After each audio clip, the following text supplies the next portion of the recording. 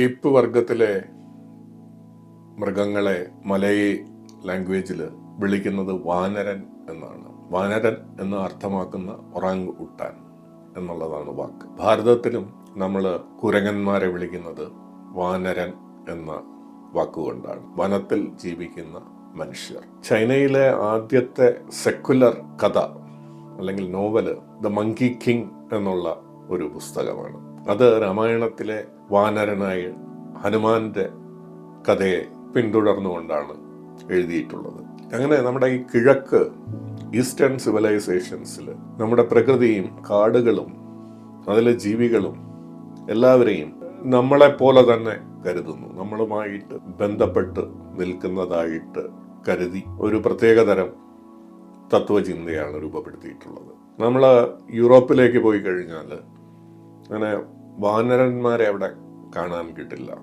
അതുകൊണ്ട് തന്നെ അവരുടെ തത്വചിന്തകൾ അത് വികസിച്ച് വന്നപ്പോൾ അവിടെ ഈ പ്രകൃതിയുമായിട്ടുള്ള ആ ഒരു കണക്ഷൻ അത്ര ദൃഢമായിട്ട് വന്നിട്ടില്ല എന്ന് ചില ചിന്തകർ അഭിപ്രായപ്പെടുന്നുണ്ട്. വെസ്റ്റേൺ സിവിലൈസേഷന്റെ ഏറ്റവും വലിയ ഉൽപ്പന്നമാണ് ദ അമേരിക്കൻ ഡ്രീം എന്നുള്ളത്. നമ്മൾ ഇന്ന് ചിന്തിക്കുന്നത് ആ അമേരിക്കൻ ഡ്രീമിനെ കുറിച്ചാണ്. ലാപ്ലാസ് എന്ന ശാസ്ത്രജ്ഞൻ വളരെ പണ്ട് തന്നെ ഈ നമുക്ക് ചുറ്റുമുള്ള പ്രപഞ്ചത്തില് പല ഘടക വസ്തുക്കളുണ്ടെന്നും ആ വസ്തുക്കളെ നമ്മൾ മനസ്സിലാക്കിയാൽ നമുക്ക് ലോകം മനസ്സിലാക്കാൻ സാധിക്കും എന്ന് വിശ്വസിച്ചിരുന്നു.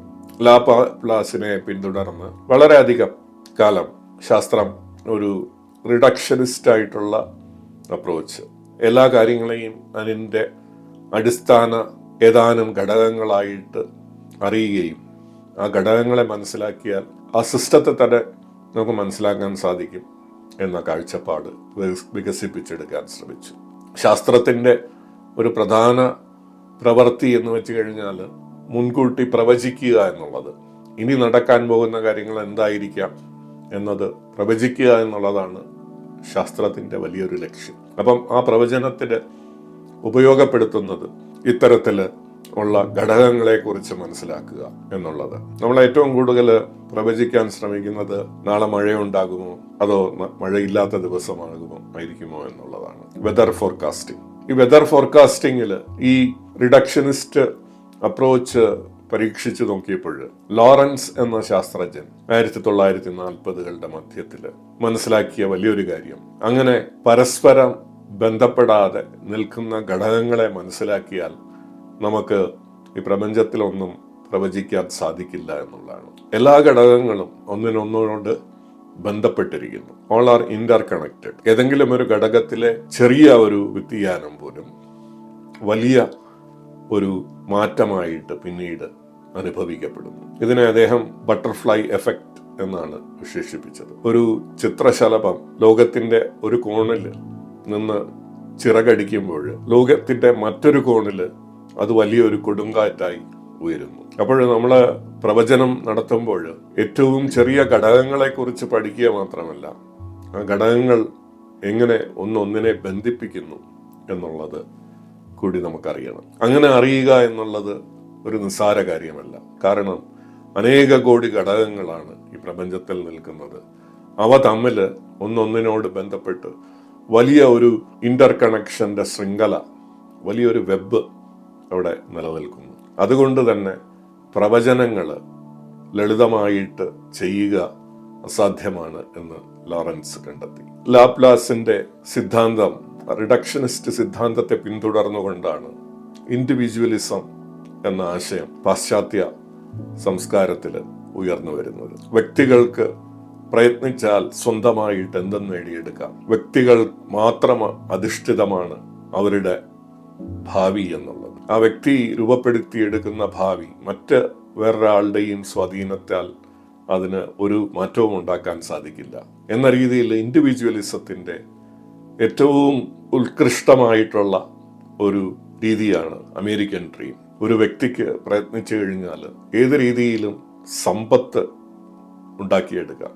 മറ്റുള്ളവരെ ആശ്രയിക്കേണ്ട കാര്യമില്ല.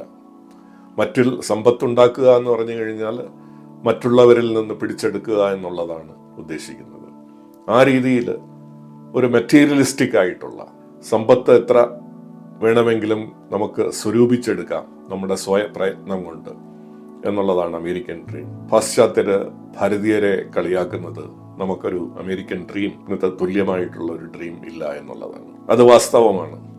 നമുക്ക് ഭാരതീയമായിട്ടുള്ള തത്വചിന്തയിൽ ഇൻഡിവിജ്വലിസം അങ്ങനെ ഒരു പ്രകടമായിട്ടുള്ള കാര്യമായിട്ട് ഒരിക്കലും ഉയർന്നു വന്നിട്ടില്ല. ഭാരതത്തിലെ തത്വചിന്തകര് അവരുടെ പേരുകൾ അടയാളപ്പെടുത്തുക പോലും മറന്നുപോയിട്ടുണ്ട്. വലിയ ബൃഹത്തായിട്ടുള്ള വലിയ ഉന്നതമായിട്ടുള്ള തത്വചിന്തകൾ അവതരിപ്പിക്കുമ്പോൾ അവരെ പലപ്പോഴും നമ്മൾ അവരുടെ ഇരട്ടപ്പേരുകൾ വെച്ചാണ് മനസ്സിലാക്കുന്നത്. കറുത്ത മനുഷ്യൻ, ദ്വീപിൽ ജനിച്ച മനുഷ്യൻ എന്നൊക്കെ ഉള്ള രീതിയിൽ ഉള്ള അവരുടെ ശരിയായിട്ടുള്ള നാമങ്ങളാണോ എന്ന് നമുക്ക് സംശയിക്കുന്ന രീതിയിലുള്ള അടയാളപ്പെടുത്തലുകൾ മാത്രമേ ഉള്ളൂ. ആ ഇൻഡിവിജ്വലിസം നമുക്ക് ഒരിടത്തും അവരുടെ ചിന്തകളിലോ അവരുടെ പ്രവൃത്തികളിലോ കാണാൻ സാധിക്കുന്നില്ല. അമേരിക്കൻ ഡ്രീം ശ്രേഷ്ഠമാണ്. ഇത്തരത്തിലുള്ള ഇൻഡിവിജ്വലിസത്തെ മാറ്റി നിർത്തിക്കൊണ്ടുള്ള ഭാരതീയമായിട്ടുള്ളതും അല്ലെങ്കിൽ കിഴക്കൻ രാജ്യങ്ങളിൽ പ്രകടമാക്കുന്ന ആ ചിന്താ പദ്ധതിയേക്കാൾ ഉന്നതമാണ് മെറ്റീരിയലിസ്റ്റിക് ആയിട്ടുള്ള ഇൻഡിവിജ്വലിസ്റ്റിക് ആയിട്ടുള്ള അമേരിക്കൻ ഡ്രീം പോലുള്ള കാര്യങ്ങൾ എന്ന് കുറെ കാലം എല്ലാവരും വിശ്വസിച്ചു. ഇന്ന് ആ അമേരിക്കൻ ഡ്രീമിന്റെ പതനം ആരംഭിച്ചിരിക്കുകയാണ്. കാരണം വലിയ രീതിയിലുള്ള പരിസ്ഥിതി പ്രശ്നങ്ങൾ, ആഗോളതാപനം, ജലത്തിന്റെ ലഭ്യതയിൽ ഉണ്ടാകുന്ന ക്രൈസിസ്, ഭക്ഷ്യസാധനങ്ങളുടെ ലഭ്യതയിൽ ഉണ്ടാകുന്ന ക്രൈസിസ്, ഇതെല്ലാം നമ്മുടെ ഈ ഒരു ഗ്രഹത്തില് ജീവൻ എങ്ങനെ മുന്നോട്ട് പോകും എന്നുള്ളതിന് വലിയൊരു ചോദ്യചിഹ്നമായിട്ട് നിൽക്കുകയാണ്. ആഗോളതലത്തിൽ പല കരാറുകളും നമ്മൾ ഉണ്ടാക്കി ഒരു ജോയിന്റ് എഫേർട്ടിലൂടെ ആഗോളതാപനത്തെ പിടിച്ചു നിർത്താൻ ശ്രമിക്കും. ഇൻഡിവിജ്വലിസത്തിന്റെ ഏറ്റവും വലിയ പരാജയമാണ് ഈ ആഗോളമായിട്ടുള്ള കൂട്ടായിട്ടുള്ള കൺവെൻഷനുകളും തീരുമാനങ്ങളും. നമുക്ക് കൂട്ടായി പ്രവർത്തിച്ചാൽ മാത്രമേ ഇനി ഈ ലോകത്തില് ജീവന് മാത്രമല്ല മനുഷ്യനും ഒരു ഭാവി ഉണ്ടാവുകയുള്ളൂ എന്നുള്ള ചിന്തയിലേക്ക് ശാസ്ത്രം കടന്നിരിക്കുകയാണ്. ശാസ്ത്രീയമായിട്ടുള്ള എവിഡൻസിന്റെ അടിത്തറയിലാണ് ഇന്ന് നമ്മൾ പോളി ക്രൈസിസ് എന്ന് പറയുന്ന ഇന്ന് സംജാതമായിരിക്കുന്ന പല പ്രശ്നങ്ങളെയും നമ്മൾ അഭിമുഖീകരിക്കുന്നു. ആ ശാസ്ത്രം പറയുന്നത് കളക്റ്റീവ് ആക്ഷൻ ആവശ്യമാണ്. ഇൻഡിവിജ്വലിസ്റ്റിക് ആക്ഷൻ അല്ല ഇവിടെ ആവശ്യം. ഇൻഡിവിജ്വലിസ്റ്റിക് ആയിട്ടുള്ള അമേരിക്കൻ ഡ്രീമിനെ പോലുള്ള ഭൗതിക ചിന്തയെ ഊന്നി നിന്നിട്ടുള്ള ആ പ്രവർത്തന ശൈലിയിലൂടെ ലോകത്തിന് മുന്നോട്ട് പോകാൻ പറ്റില്ല എന്നുള്ളതാണ് ശാസ്ത്രം കണ്ടെത്തിയിട്ടുള്ളത്. ആ ഇൻഡിവിജ്വലിസത്തിന്റെ ആ മിത്ത് ഇവിടെ അവസാനിക്കുകയാണ്. അതിന് പകരമായിട്ട് കളക്റ്റീവ് ആക്ഷന്റെ, ഷെയർഡ് ഗോൾസിന്റെ, കൂട്ടായ പ്രവർത്തനത്തിന്റെ ഒരു പുതിയ യുഗം നമ്മൾ തുടങ്ങിയാൽ മാത്രമേ നമുക്ക് ഭാവി ഉണ്ടാകുകയുള്ളൂ എന്നുള്ളതാണ് പാരീസ് അക്കോർഡ്. ആഗോളതാപനത്തെ പിടിച്ചു നിർത്താൻ വേണ്ടി നമ്മൾ 2016 ലോകരാഷ്ട്രങ്ങൾ തീരുമാനിച്ച് ഉറപ്പിച്ച പാരീസ് അക്കോർഡ് പറയുന്നത്. അതിനു മുമ്പ് തന്നെ സസ്റ്റൈനബിൾ ഡെവലപ്മെന്റ് ഗോൾസ് 2015 വന്നിട്ടുണ്ട്. അതിനു മുമ്പ് നിലനിന്നിരുന്ന മില്ലേനിയം ഡെവലപ്മെന്റ് ഗോൾസിന്റെ പിന്തുടർച്ചയായിട്ട് വന്നതാണ്. 2030 വരെ നമുക്ക് മനുഷ്യ വികാസത്തിന്റെയും സോഷ്യൽ ഡെവലപ്മെന്റിന്റെയും കാര്യത്തിൽ എന്തൊക്കെ ചെയ്യാം എന്നുള്ള 17 ഗോൾസ് ഉൾപ്പെടുന്ന 17 ലക്ഷ്യങ്ങൾ ഉൾക്കൊള്ളുന്ന ഒരു വലിയ വിചാര രീതിയാണ് സസ്റ്റൈനബിൾ ഡെവലപ്മെന്റ് ഗോൾസ്. ഇന്ന് ഇതുപോലെ നമ്മൾ എനർജി ട്രാൻസിഷന് വേണ്ടി, അതായത് ഫോസിൽ ഫ്യൂവലിൽ നിന്ന് കാർബൺ ഡയോക്സൈഡ് എമിറ്റ് ചെയ്യാത്ത മറ്റ് ഊർജോൽപ്പന്ന അല്ലെങ്കിൽ ഇൻഡസ്ട്രിയൽ ആയിട്ടുള്ള രീതികളിലേക്ക് മാറുന്നതിൻ്റെ വലിയ ഒരു മാറ്റത്തിലൂടെ പോവുകയാണ്. ഗ്രീൻ ട്രാൻസിഷൻസ്, അവിടെയും പുതിയ കരാറുകൾ, ജോയിന്റ് എഫേർട്സുകളിലേക്ക് നമ്മൾ നോക്കുകയാണ്. ഇവിടെയെല്ലാം കാണുന്നത് ഒരു കൂട്ടായിട്ടുള്ള പ്രവർത്തനത്തിലോട് അവർ കോമൺ ഫ്യൂച്ചർ എന്നുള്ള ഒരു ലക്ഷ്യത്തിലേക്കാണ് മാറുന്നത്, കോമണാലിറ്റിയിലേക്കാണ്. ഒരു കാലത്ത് നമ്മൾ വളരെയധികം പുച്ഛത്തോടെ കണ്ടിരുന്ന കോമണാലിറ്റി അല്ലെങ്കിൽ സാമൂഹ്യ ബോധം, അത് വ്യക്തിനിഷ്ഠമായിട്ടുള്ള ബോധത്തെക്കാൾ വളരെ പരിമിതമാണെന്നും അതൊരു പുരോഗതിയിലേക്ക് നമ്മളെ കൊണ്ടുപോകില്ല എന്നുള്ള സങ്കല്പത്തിൽ നിന്ന് മാറി നവപുരോഗതി എന്ന് വെച്ച് കഴിഞ്ഞാൽ അത് ഇൻഡിവിജ്വലിസത്തെ മറന്നുകൊണ്ട് കോമൺ ഗോൾസിലേക്ക് മാറണം എന്നുള്ള രീതിയാണ്.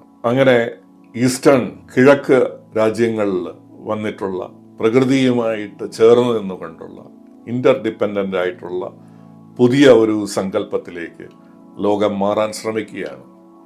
അതിനെ ചെറുത്ത് നിൽക്കുന്ന അമേരിക്കൻ ഡ്രീമിനെ ഇന്നും പിന്തുടരുന്ന ശക്തികൾ വളരെ വിപുലമായിട്ട് നിൽക്കുന്നു എന്നുള്ള കാര്യം നമ്മൾ മനസ്സിലാക്കുന്നു. എന്നാൽ ശാസ്ത്രീയ ലോകം പറയുന്നത് ഷെയർഡ് ഗോൾസ്, കോമൺ ഗോൾസ്, പൊതുവായിട്ടുള്ള താല്പര്യം, ഇതിനെ മുൻനിർത്തി പൊതുവായിട്ടുള്ള ആക്ഷൻ, പൊതുവായിട്ടുള്ള കർമ്മ പദ്ധതികൾ, ഇതാണ് ഈ ലോകത്തെ പുതിയ ഒരു ദശയിലേക്ക് കൊണ്ടുപോകുന്നത്. ഒരു മണൽത്തരിയിൽ ഒരു ലോകം കാണുക, ഒരു കാട്ടുപൂവിൽ സ്വർഗം, കൈപ്പത്തിയിൽ അനന്തത, ഒരു മണിക്കൂറിൽ നിത്യത. വില്യം ബ്ലേക്ക് പറഞ്ഞ ഈ വരികളെ ഓർമ്മിച്ചുകൊണ്ട് നമുക്ക് ഇവിടെ നിർത്താം.